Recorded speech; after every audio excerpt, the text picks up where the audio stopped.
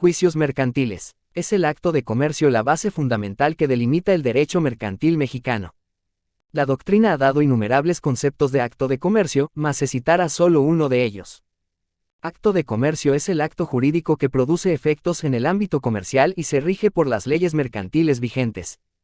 Legalmente no existe un concepto de acto de comercio, puesto que el artículo 75 del Código de Comercio señala casuísticamente una serie de actos a los que les otorga ese carácter. Y a pesar de la larga enumeración que hace la ley en el precepto citado, no se comprenden todos los actos de comercio existentes, tomando en consideración que la fracción 24 del artículo en cita señala que es acto de comercio cualquier otro acto de naturaleza análoga. Por lo tanto, si es el acto de comercio la base que delimita el derecho mercantil, por ende, será el de los juicios mercantiles. El concepto legal de juicio mercantil se encuentra previsto en el artículo 1049 del Código de Comercio, que dice: son juicios mercantiles los que tienen por objeto ventilar y decidir controversias que conforme a los artículos 4.75 y 76 del Código de Comercio se deriven de actos comerciales. Los juicios mercantiles se encuentran regulados en el libro quinto del Código de Comercio, esto es a partir del artículo 1049 al 1414 de la ley citada. Luego entonces, un juicio será mercantil si la controversia se deriva de actos de comercio, en los términos de los artículos 4, 75 y 76 del Código de Comercio. 2. Los juicios mercantiles que señala la ley son: juicios ordinarios, juicios ejecutivos, juicios especiales. Los juicios mercantiles tienen su regulación jurídica en la ley mercantil, pero si ésta es omisa o reglamenta incompletamente su tramitación, procede la aplicación supletoria de los códigos de procedimientos civiles de los estados, tal como lo dispone el artículo 1054 del C. de Comercio. Juicios ordinarios mercantiles. Todas las contiendas entre partes que no tengan tramitación especial en las leyes mercantiles se ventilarán en juicio ordinario.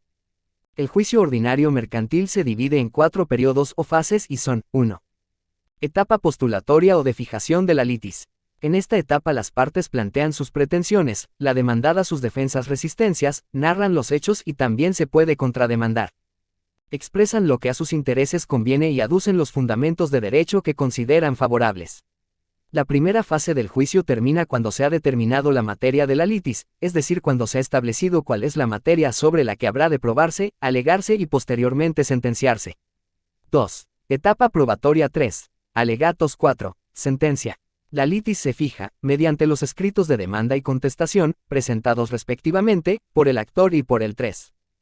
Demandado. En esta primera fase del juicio se presenta la demanda.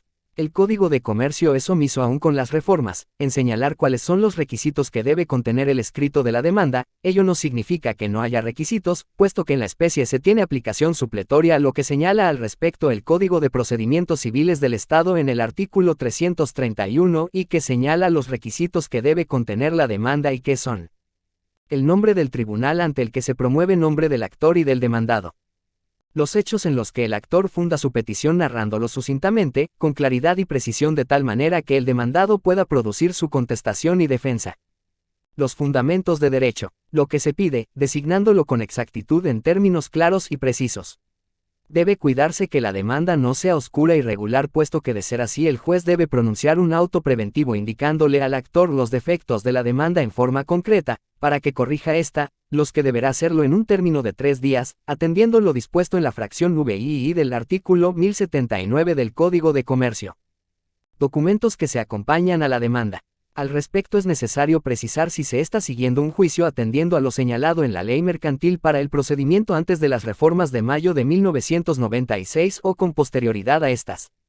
Puesto que los documentos que se acompañarán a la demanda en uno y otro supuesto difieren. Si es antes de reformas, solo se acompañarán a la demanda el 4. Documento o documentos con los que se acredite la personalidad que tiene el litigante se presente a juicio, en caso de tener representación legal de una persona o corporación, o cuando el derecho que reclame provenga de habérselo transmitido por otra persona. El poder que acredite la personalidad del acreedor cuando éste intervenga. Y una copia de papel común del escrito y los documentos.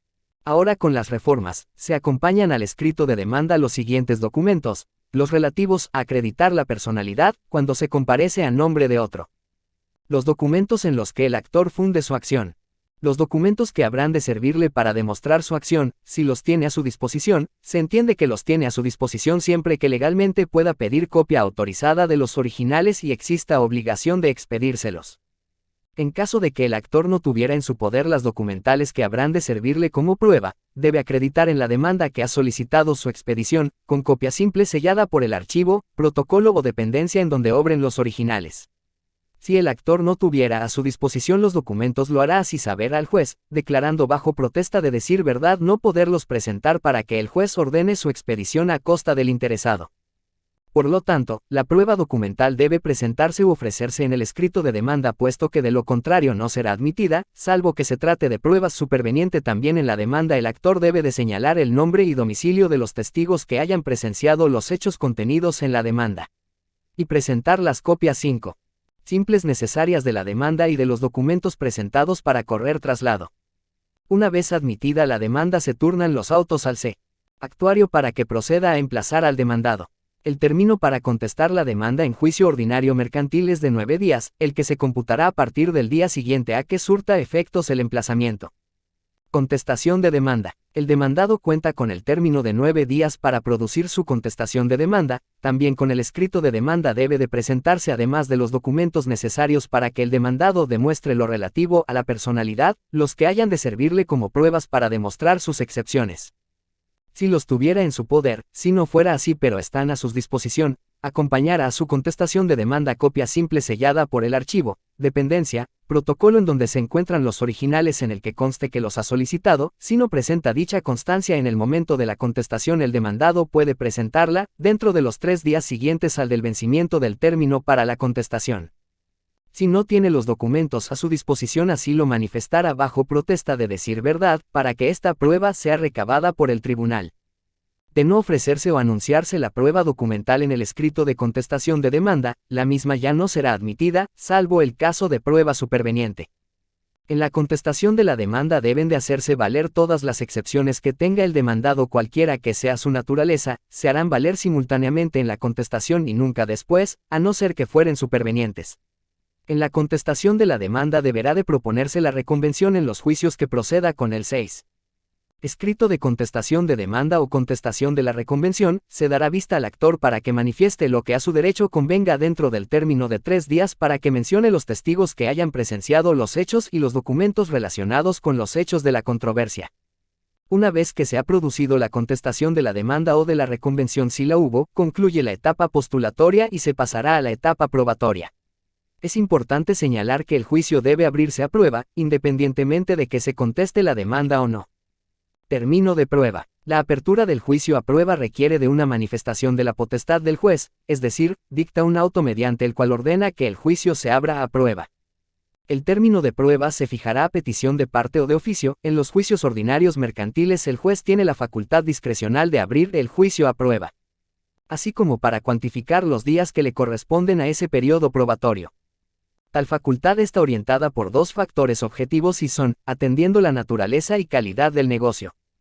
Se precisa que el término de prueba será hasta por 40 días, señalándose los primeros 10 días del mismo, para ofrecimiento de pruebas y los 30 restantes para su desahogo.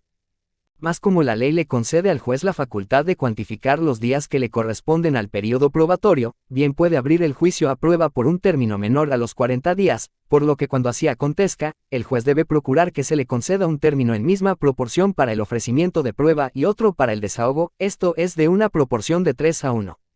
3 partes para su desahogo y 1 para su ofrecimiento. 7.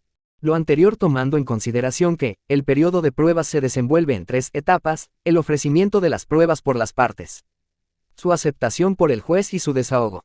Prórroga del término de prueba. En los juicios ordinarios mercantiles el término de prueba será hasta por 40 días. El término para la recepción de las pruebas puede ser ordinario o extraordinario. Es ordinario el que se concede para acento producir probanzas dentro de la entidad federativa en que el litigo se sigue. Es extraordinario el que se otorga para que se reciban pruebas fuera de ella, ya sea dentro o fuera del país. El término ordinario de prueba que el juez fija es susceptible de prorrogarse. La prórroga del término ordinario de prueba será hasta por 20 días, si solo una de las partes lo solicita, y si ambas partes estuvieren conformes en la prórroga se concederá por todo el plazo que convengan, no pudiendo exceder del término de 90 días. Para que proceda la prórroga del término ordinario de prueba se requiere que se solicite dentro del término concedido para el ofrecimiento de pruebas. Con dicha petición el juez dará vista a la contraria por el término de 3 días para que exprese lo que a sus intereses convenga y de acuerdo a lo que alegaran las partes se concederá o denegara. La prórroga del término de prueba solo procede a petición de parte. Solo el término ordinario de prueba es susceptible de prorrogarse. El término ordinario de prueba es común a las partes. 8. Término extraordinario de prueba. El término extraordinario de prueba solo se concederá cuando las pruebas se tengan que desahogar en distinta entidad federativa de aquella en que se sigue el juicio o del país. El término extraordinario de prueba es de 60 días cuando las pruebas vayan a recibirse en el país y de 90 días cuando sea fuera de este. Para que se conceda un término extraordinario de prueba deben de satisfacerse los siguientes requisitos, que se solicite dentro de los primeros 10 días del período probatorio. Que se indiquen los nombres, domicilios de las partes o testigos que hayan de ser examinados cuando se trate de prueba confesional o testimonial, exhibiendo en el mismo acto el pliego de posiciones o los interrogatorios. Que se designe los archivos públicos o particulares en donde se jalan los documentos que han de testimoniarse. El juez antes de conceder el término extraordinario de prueba analizará si se reúnen los anteriores requisitos, de ser así lo concederá, si no lo desechará de plano. En caso de concederse el término extraordinario se determinará que el promovente deposite una cantidad, nunca inferior de 60 días de salario, por cada una de las pruebas que se desahogaran el término extraordinario, la que será una sanción para el caso de que no se efectúe su recepción. Esta cantidad deberá depositarla el oferente de la prueba, en billete de depósito dentro del término de 3 días, y en caso de no hacerlo no se admitirá la prueba. El término extraordinario o ultramarino aprovecha solo a quien lo solicita y es para la recepción de determinada especie de pruebas. El término extraordinario empezará a correr a partir 9. del día siguiente de que surta efectos la notificación a las partes del auto que se ha concedido el mismo. Es importante señalar que en el procedimiento mercantil al ofrecerse las pruebas deben de expresarse claramente el hecho o hechos que se tratan de demostrar con las mismas, así como las razones por las que el oferente considera que probará sus afirmaciones. Necesidad de la prueba. Además, esas pruebas no deben ser contrarias a la moral o al derecho. Si el oferente no cumple con esos requisitos, las pruebas serán desechadas. Por otra parte, en el procedimiento mercantil reformado, al día siguiente de concluir el término de ofrecimiento de pruebas, el juez dictará un auto en el que determinará las pruebas que admite sobre cada hecho, pudiendo prudencialmente limitar el número de testigos, repeliendo las que se hayan ofrecido extemporáneamente, las que no tengan relación con la litis o sobre hechos inverosímiles o imposibles. El auto que admita alguna prueba que sea contraria a lo dispuesto en el artículo 1198 del C.D.C. es apelable en el devolutivo. En el mismo efecto lo será el auto que desecha la admisión de la prueba. Todas las diligencias de prueba deberán practicarse dentro del término probatorio. El juez debe fundar la resolución que permita su desahogo fuera de dicho término. A esta regla general existen innumerables excepciones, como son la confesional, documental o testimonial recibida como medio preparatorio a juicio o en tacha de testigos. Más cuando no se trate de casos de excepción y termina la dilación probatoria sin que se hayan desahogado las pruebas ofrecidas oportunamente pero no se hayan desahogado por causas independientes a la voluntad de las partes, el juez puede mandarlas concluir dentro de un plazo de 20 días. Esto será en el juicio mercantil reformado, porque antes de reformas debe de estarse a lo previsto en la fracción I del artículo 1079 del C.D.C. Por lo tanto, 10. Antes de reformas las pruebas no desahogadas se mandaban concluir en el término de 10 días. Si no se logran desahogar las pruebas dentro de los términos y prórrogas que se autoricen, serán en perjuicio de las partes, sin que el juez pueda prorrogar los plazos si la ley no se lo permite. Terminada la etapa probatorio, se sigue a la etapa de alegatos. Antes de reformas, una vez que concluía el término de pruebas se procedía a realizar la publicación de probanzas, la que se puede efectuar no obstante que existan pruebas pendientes de desahogar, pero en este caso el juez puede mandarlas concluir, notificando de ello a las partes. Esto será en un procedimiento mercantil sin reformas 10 días. En la publicación de probanzas las partes deberán formular sus alegatos, cada parte tiene el término legal de 10 días para ello. Transcurrido ese término, a solicitud de parte, debe citarse a las partes para oír sentencia. Concluye la actividad de estas dentro del proceso y queda la causa en manos del juez para que éste realice el acto fundamental de sentenciar.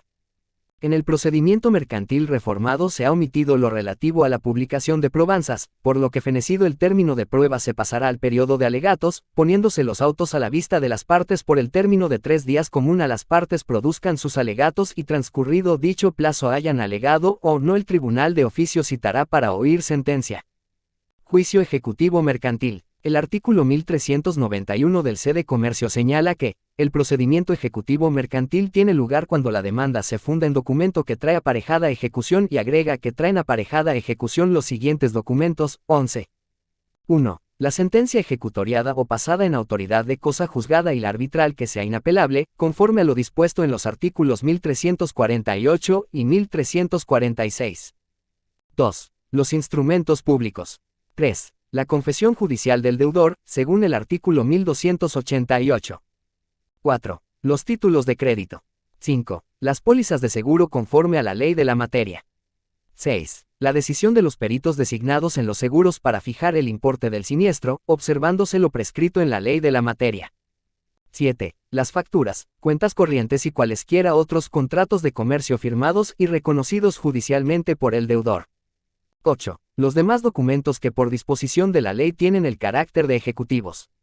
Se modificó la fracción IV del artículo 1391 y se adicionó la VII de dicho numeral. Por lo tanto, la procedencia del juicio ejecutivo mercantil tiene como fundamento el hecho de que el actor disponga de un documento que traiga aparejada ejecución.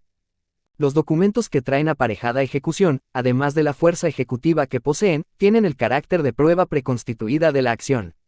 El juicio ejecutivo mercantil se inicia con la demanda que deberá satisfacer los mismos requisitos que la demanda en el juicio ordinario mercantil, y a la que el actor deberá de acompañar el título ejecutivo fundatorio de su acción.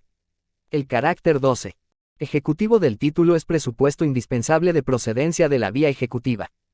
Para que un título traiga aparejada ejecución, es decir, sea ejecutivo, el crédito en el consignado debe ser cierto, líquido y exigible. Crédito cierto es aquel que reviste una de las formas señaladas por la ley como ejecutivas. Únicamente puede ser título ejecutivo aquel al que la ley le otorga expresamente ese carácter. El crédito es líquido, si su quantum ha sido determinado en una cifra numérica de moneda. Es exigible el crédito cuando es de plazo vencido, es decir, no se encuentra sujeto a término o a condición. Presentada por el actor su demanda, el juez de oficio y sin audiencia del demandado, procederá a examinar el título a fin de determinar si reúne las características de certeza, liquidez y exigibilidad. Así como, constatará que se presenten los documentos que a la demanda deben de acompañarse tal como lo señala el artículo 1061, así como que se presenten las copias necesarias para correr traslado. Y reúna la demanda los requisitos de los artículos 1069 o 1071. Si del examen del título, el juez concluye que tiene el carácter de ejecutivo dictará el auto llamado de embargo, de ejecución, de exequendo, es decir va a proveer auto con efectos de mandamiento en forma, tal como lo dispone el artículo 1392 del C.D.C. Auto de exequendo. En el juicio ejecutivo mercantil el auto de exequendo, también llamado auto de ejecución, es el auto recaído a la demanda ejecutiva mercantil cuando está 13. Debidamente fundada en documento que trae aparejada ejecución. En el artículo 1392 del C de Comercio se establecen las características que corresponden al auto por el que se despacha ejecución. Es decir, se va a proveer un auto con efectos de mandamiento en forma, lo que significa que, en el auto de ejecución se ordena el requerimiento al deudor para que pague la cantidad por la que se despachó ejecución.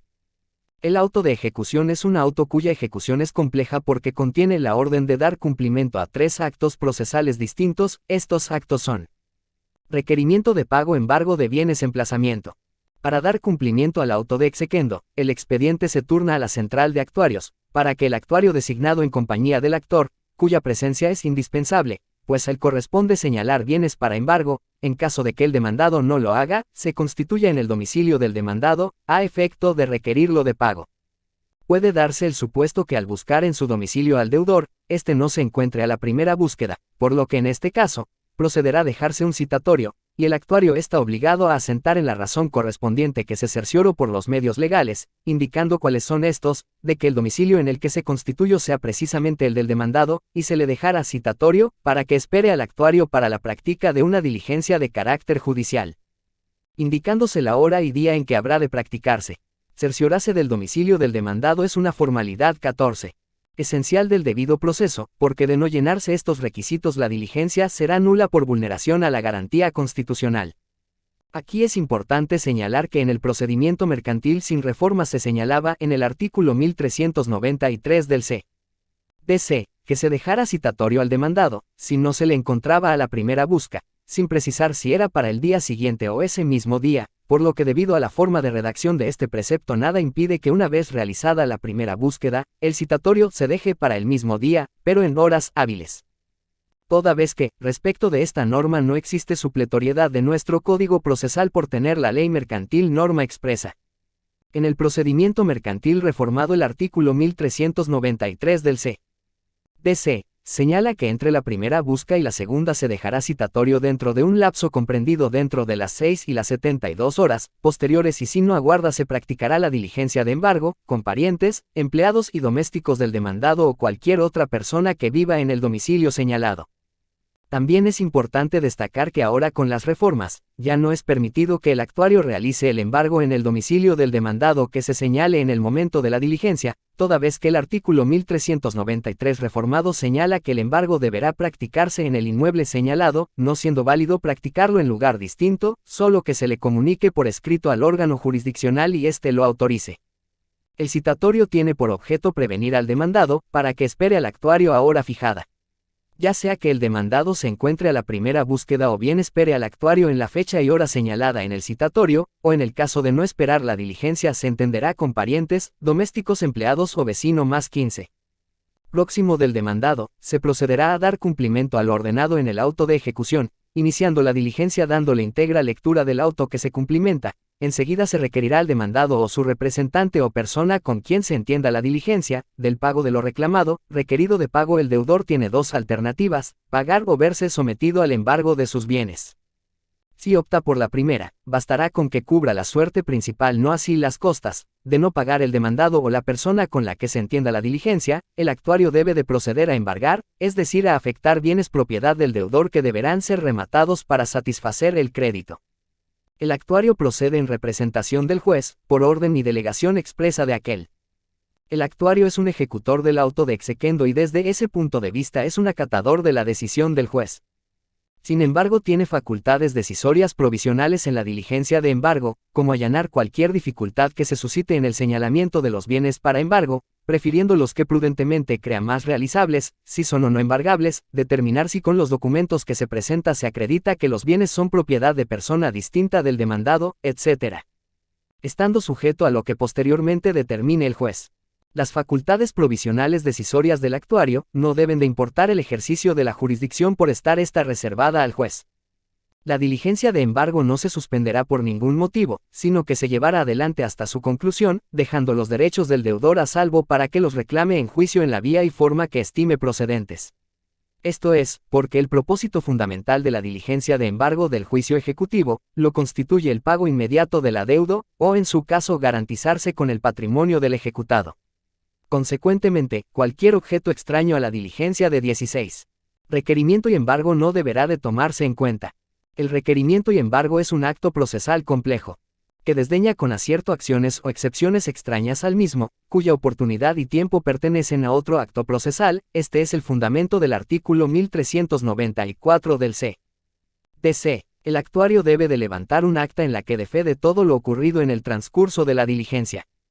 Esta acta debe de levantarse en el acto de la diligencia. Además ahora con reformas el actuario tiene obligación de entregarle al demandado cédula de notificación, en la que se contenga la orden del embargo decretada en su contra, dejándole copia de la diligencia practicada.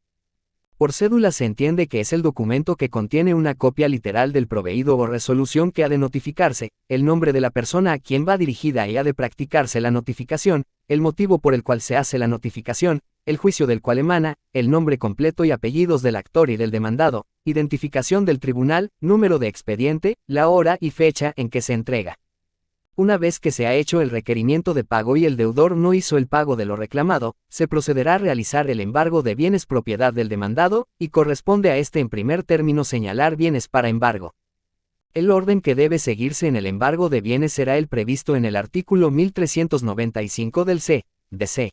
¿Y qué es? Y mercancías 2. Los créditos de fácil y pronto cobro 3. Los demás muebles del deudor. Y V. Los inmuebles V. Las demás acciones y derechos que tenga el demandado. Si el deudor se rehúsa a hacer el señalamiento de los bienes para embargo, o está ausente, el actor hará uso de ese 17. Derecho. También puede señalar bienes el actor, en el caso de que los señalados por el demandado sean insuficientes. La designación de bienes para embargo por el deudor no implica la conformidad con la práctica del embargo. El orden en el señalamiento de bienes está establecido en favor del acreedor. La inversión en el orden del señalamiento no origina la nulidad del embargo. Si es el deudor quien no se sujeta al orden establecido, su conducta tiene como única consecuencia la de liberar al ejecutante de seguir dicho orden. Si, por el contrario, es el actor quien no lo sigue, y dado que el orden está establecido en su favor, el demandado no podrá reclamar su inobservancia. Bienes inembargables. El Código de Comercio no señala cuáles bienes no son susceptibles de embargo, por lo que debe de aplicarse supletoriamente lo que al respecto dispone el C. Por lo que el artículo 475 de dicho ordenamiento legal dispone que son inembargables los siguientes bienes: los bienes que constituyen el patrimonio de la familia desde su inscripción en el registro público de la propiedad. El lecho cotidiano, los vestidos y muebles de uso ordinario del deudor, de su mujer o de sus hijos no siendo de lujo. Los aparatos o instrumentos útiles para el arte u oficio al que el deudor esté dedicado. La maquinaria o instrumentos y animales propios para el cultivo agrícola, en cuanto fueren necesarios para el servicio de la finca a que estén destinados, a efecto el juez oirá el parecer de un perito nombrado por él, a menos que se embarguen junto con la finca. 18. Los libros, aparatos o instrumentos de las personas que ejerzan o se dediquen al estudio de las profesiones liberales.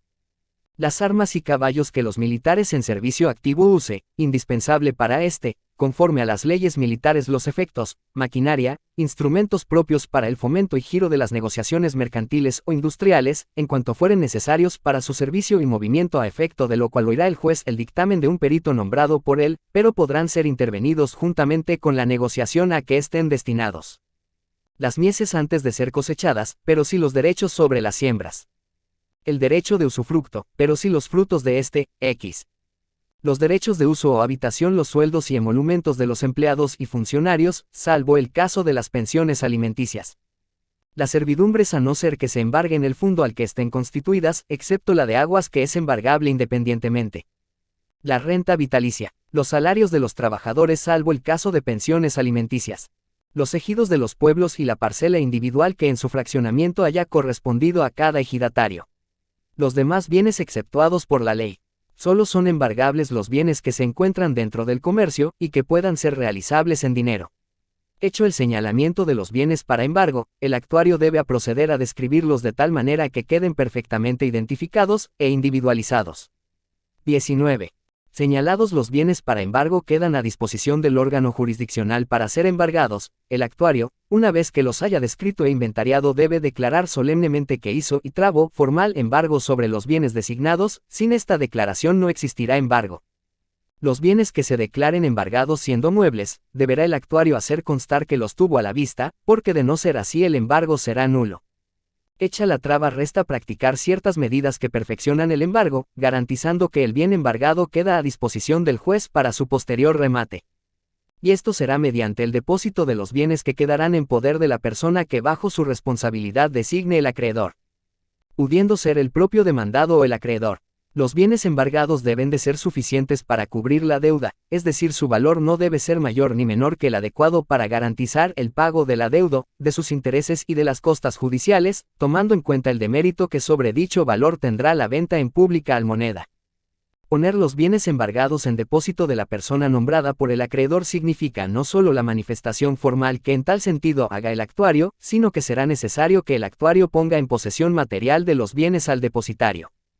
Si hay oposición material para el logro de este objetivo, el actuario dará cuenta al juez, para que éste decrete los medios de apremio necesarios para que se dé posesión material al depositario.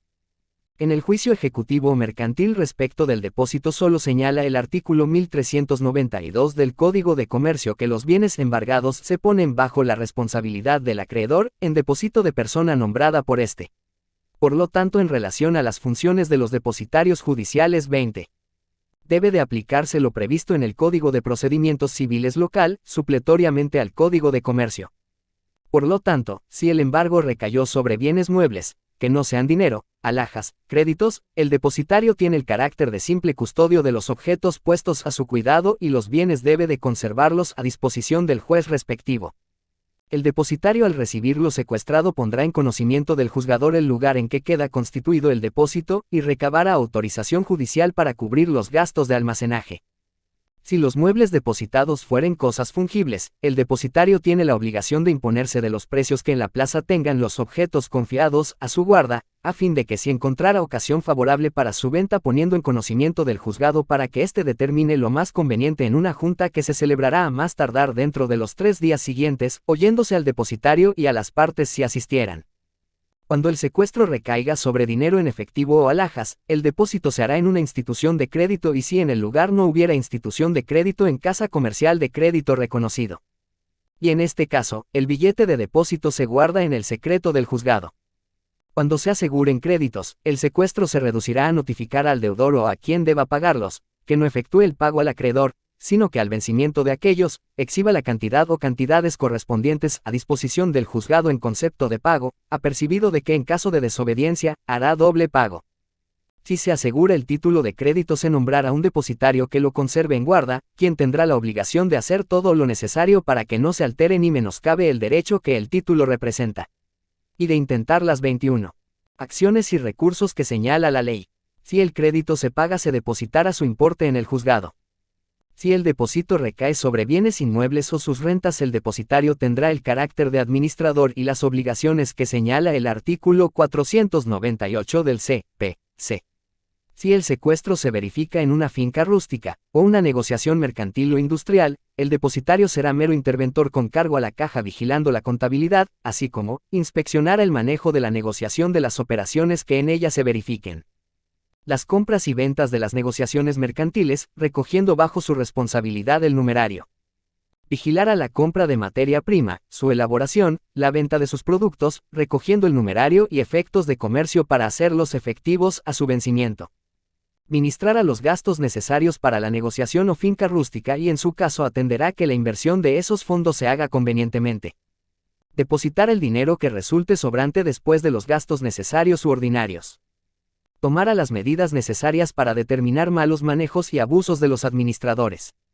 El cargo de depositario judicial recaerá en la persona que bajo su responsabilidad nombre el actor, pudiendo ser el mismo, o el demandado, en el supuesto de que el propio deudor tenga el carácter de depositario, éste tendrá en su poder los bienes que se le embargaron, mas dicha posesión la tiene como depositario judicial, no como propietario o poseedor de estos, por lo que ya no puede disponer de los mismos, y si lo hace incurre en el delito de abuso de confianza.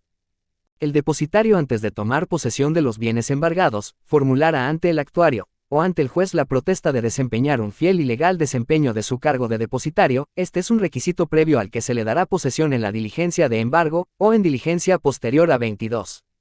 La relativa a la posesión, deberá esclarecerse si se le da o no posesión material de los bienes, anotando los deterioros que los bienes presenten, para que después al depositario no se le atribuyan estos.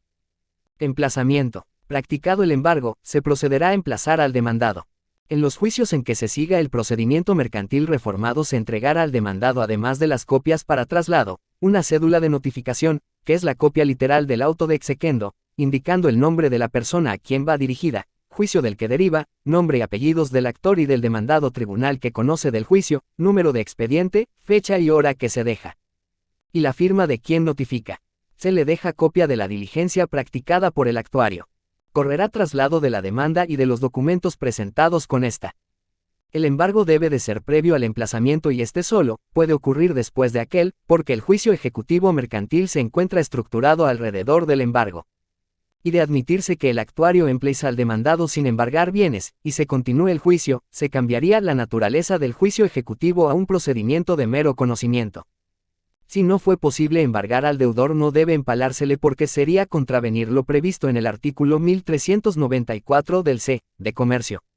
El demandado en un juicio ejecutivo mercantil, una vez que se ha dado cabal cumplimiento al ordenado en el auto de exequendo, tiene el término de 5 días para oponer las excepciones que tuviera que hacer valer o hacer paga llana de lo reclamado. Es decir, el demandado tiene el término de 5 días para contestar la demanda. Este término se computará 23. atendiendo si estamos tramitando un juicio mercantil al que se le aplican las normas del procedimiento reformado o las del anterior.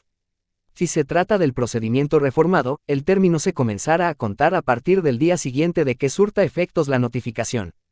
Y si es en el procedimiento mercantil sin reformas, el término comenzará a correr al día siguiente de la notificación o emplazamiento. Excepciones. El tema de las excepciones en el juicio ejecutivo mercantil está regulado por varios preceptos del CDC. Esto es atendiendo a la clase de título ejecutivo que haya servido de base de la acción. Si el documento base de la acción es una sentencia, solo se pueden oponer las siguientes excepciones. 1. La de pago, si la ejecución se pide dentro de 180 días. 2. Transacción, compensación y compromiso en arbitrio, esto será cuando hayan pasado más de 180 días, pero menos de un año. 3. Novación, espera, quita, pacto de no pedir, falsedad en el instrumento y cualquier otro arreglo que modifique la obligación. Estas se opondrán cuando hayan transcurrido más de un año. Todas estas excepciones deben ser posteriores a la sentencia, convenio o juicio y constar en instrumento público, documento judicialmente reconocido o confesión judicial. Contra las acciones derivadas de un título ejecutivo solo pueden oponerse las excepciones previstas en el artículo 8 de la LGTOC y son, y las de incompetencia y falta de personalidad del actor. 24. 2. Las que se funden en el hecho de no haber sido el demandado quien firmó el documento. 3. Baja la falta de representación, de poder bastante o de facultades legales en quien suscribió el título a nombre del demandado, salvo lo dispuesto en el artículo 11. Y v. La de haber sido incapaz el demandado al suscribir el título. V. Las fundadas en la omisión de los requisitos y menciones que el título o el acto en el consignado deben llenar o contener, y la ley no presume expresamente o que no se haya satisfecho dentro del término que señala el artículo 15 de junio. La de la alteración del texto del documento o de los demás actos que en él consten, sin perjuicio de lo dispuesto en el artículo 13 de julio. Las que se basan en que el título no es negociable. 8. Las que se basan en la quita o pago parcial que consten en el texto mismo del documento, o en el depósito del importe de la letra en el caso del artículo 132. Y x. Las que se funden en la cancelación del título, o en la suspensión de su pago ordenado judicialmente, en el caso de la fracción 2 del artículo 45. X. Las de prescripción y caducidad y las que se basan en la falta de las demás condiciones necesarias para el ejercicio de la acción. Sí. Las personales que tenga el demandado contra el actor. Contra cualquier otro documento mercantil que traiga aparejada ejecución son admisibles, las excepciones que señala el artículo 1403 del CDC, y falsedad del título o contrato contenido en el 25. 2. Fuerza o miedo. Y prescripción o caducidad del título. Y v. Falta de personalidad en el ejecutante, o del reconocimiento de la firma del ejecutado, en los casos que ese reconocimiento es necesario. V. Incompetencia del juez. Y. Pago o compensación 7. Remisión o quita. 8. Oferta de no cobrar o espera. Y x. Novación de contrato. En el juicio ejecutivo mercantil, antes de reformas, una vez que se contesta la demanda, si es necesario abrir el juicio a prueba, se concederá una dilación probatorio por el término de 15 días, común a las partes, y aquí éstas deberán ofrecer con debida oportunidad las pruebas que tuvieren para que éstas se desahoguen dentro de la dilación probatoria. Transcurrido el término de prueba a petición de parte, se ordenará al secretario, que siente razón de ello y hecho esto se procederá a realizar la publicación de probanzas, poniéndose los autos a la vista del actor por 5 días y transcurridos estos a la vista del demandado por igual término, para que produzcan sus alegatos, y transcurridos dicho término se citará a petición de parte a los interesados para el solo efecto de oír la sentencia. Al dictarse la sentencia, el juez en primer término deberá de analizar si procede o no la vía ejecutiva mercantil. Esta labor pesa de oficio sobre el juez, aun cuando el demandado no haya contestado la demanda o no se haya opuesto a la vía. El artículo 1409 del CDC declara que si el juez declara al dictar la sentencia que no procede el juicio ejecutivo, reservará al actor los derechos para que los haga valer en la vía y forma que en derecho proceda. Si al analizar el juzgador en la sentencia lo relativo a la vía ejecutiva mercantil y ésta resulta procedente, y el demandado no prueba sus 26 excepciones, se dictará una sentencia de condena con mandamiento de remate, y se resolverá sobre todos los derechos controvertidos. Si se trata de un juicio ejecutivo mercantil, al que se le aplican las normas del CDC reformado, entonces al contestarse la demanda deberá referirse de manera concreta a cada hecho, opondrá las excepciones que conforme a la ley procedan y en el mismo escrito ofrecerá pruebas, relacionándolas con los hechos y acompañando los documentos que exige la ley para las excepciones. Si las excepciones que opone deben de fundarse en prueba documental, el demandado deberá exhibirlo o acreditar que ha solicitado su expedición, o declarar bajo protesta de decir verdad no puede presentar para que se recaben por conducto del tribunal. Puesto que de no dar cumplimiento a lo anterior no se admitirá la excepción. Si se admite la excepción, se ordenará dar vista al actor con el escrito de la contestación de la demanda por el término de 3 días para que manifieste y ofrezca las pruebas que a sus intereses convenga. En los juicios ejecutivos mercantiles en el procedimiento mercantil reformado, las pruebas se ofrecerán en los escritos de demanda, contestación de demanda y vista de esta. Las partes al ofrecer las pruebas deben relacionarlas con el hecho que pretendan probar, proporcionando los nombres y domicilios de los testigos que han de presentarse. Si se ofreciera la prueba pericial, deberá designarse qué tipo de pericial se ofrece y los nombres de los peritos y el cuestionario al tenor del cual habrá de desahogarse la prueba. Los nombres y domicilios de los testigos deben de proporcionarse en los escritos de demanda y contestación, puesto que si no se hace ello, el juez desechará las pruebas. Una vez que se ha desahogado la vista o transcurrido el plazo para hacerlo, el juez admitirá y prepara las pruebas que 27.